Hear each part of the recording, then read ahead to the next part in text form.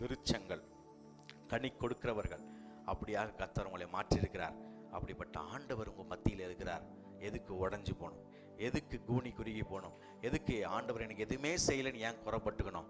ஆண்டவர் எல்லாத்தையும் செய்ய வல்லவர். மோசேயோடு இருந்து அவ்வளோ காரியங்களை கர்த்தர் செஞ்சார்னா, மோசே சுற்றி சுற்றி சுற்றி சுற்றி வனாந்தரத்தை சுற்றிக்கிட்டே இருக்கிறான், கானான் தேசத்தையும் அனுபவிக்கல.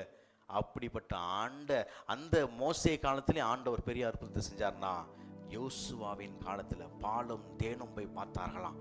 அந்த வயசு வரைக்கும் அது சில பேர்லாம் சொல்லுவாங்க, பாலும் தேனும் நம்ம அனுபவிக்கணும்னா 40 வருஷம் நம்ம வெயிட் பண்ணோம். வனாந்தத்தில் 40 வருஷம் இருந்தாங்க, அதுக்கப்புறம் தான் பாலும் தேனும் கிடச்சிச்சு அப்படின்னு சில டாக்டரிங்ஸ்லாம் நம்மளுக்கு வந்துச்சு பாருங்க. சில சத்தியங்கள்லாம், சில வசனங்கள்லாம் சொன்னாங்க பாருங்க.